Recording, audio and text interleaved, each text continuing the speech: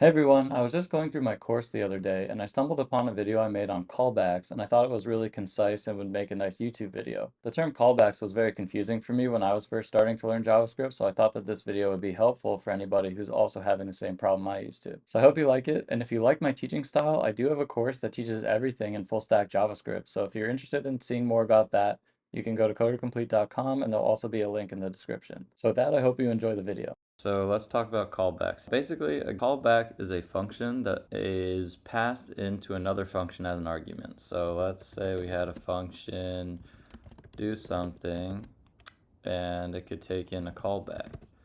So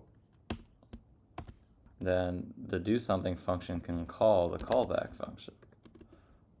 So I can write a function called do something else. And let's say all it does is console log hi. And then so I can call the do something function and pass in the do something else function as the callback to the do something function. So basically, again, the function do something else at this point in time is not a callback. It's only a callback when it gets passed into the do something function as an argument, because the do something function is going to take in the function and then call it later on inside of its instructions, basically. Okay, so that's what a callback effectively is. So when we look at addEventListener, what we're doing here is basically the DOM gives us this method addEventListener that we can use on any DOM node. And addEventListener first takes a string as its first argument, and that is the event type. And then it takes a callback function. This callback function can either be defined right here, or it can be defined, out here, handle submit, let's say.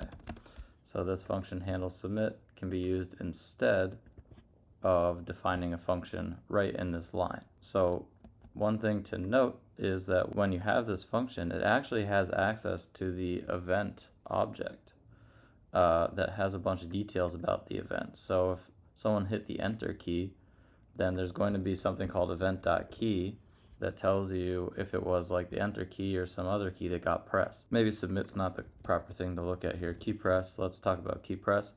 So if any key is pressed, this will run, basically. This callback function will run. That's the whole point of the callback function, is we pass in a whole function and it only will run when the key press happens. And so whether I define the function here or outside of here, meaning I just give it a function name like handle submit, and then I create that function, outside of the event listener line, and I just give it a name, handle submit, basically. So whether I define it here or outside, there is going to be a parameter representative of the event and all the details related to that event that JavaScript provides us. So how do we even get this event object here? Like, how does addEventListener pass in the event details to the callback function? That sounds kind of weird, right? Well, let's look at how we might have built the addEventListener function. So you can imagine that the addEventListener function takes in two parameters. One is the event type, which is going to be a string, and then a callback function, right? And throughout the instructions of addEventListener, we're going to be basically generating a object with a bunch of properties about the event, such as the key, what key this was. I think there's a property code as well and a bunch of other stuff. And at the end of addEventListener, it will call the callback and provide the event object, which is why our callback function can handle an event parameter and something will actually be inside of it.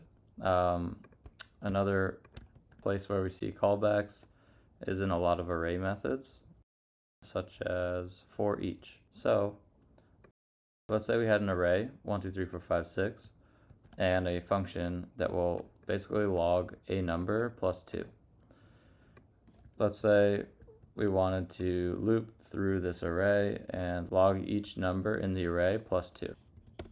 There you go. So we started with 1 through 6, it logged out 3 through 8. We can also do this with forEach instead, using this syntax here. And in this syntax, look at what we're doing. The forEach array method actually takes a callback here.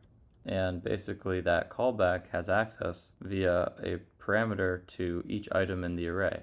So basically this function is going to be applied to each item in the array. So for each item we're going to log the number plus 2 basically, which is why we get the same result again. So instead of writing it like this, I could also write this. So basically this is the same idea. Instead of defining the function right inside the forEach parentheses, I can define the function outside and just pass it into the forEach, because the forEach expects a function that handles one parameter, and that one parameter is going to be each item in the array. So again, same result. So how could I write forEach if I were to write it from scratch? Because basically, like, under the hood, JavaScript is actually just making a real loop.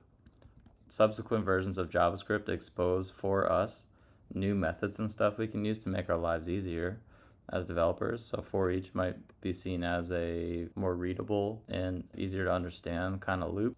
But under the hood, JavaScript's translating forEach into a pure for loop, basically. So how would forEach look like as far as the JavaScript developers made it? So let's say we had an array and a callback passed into a function called forEach.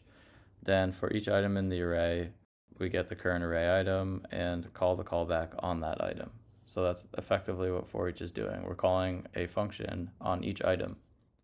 Alright, so that's it for this quick video on callbacks. Hopefully you don't find the term confusing anymore and you gained a little bit of a deeper understanding of JavaScript.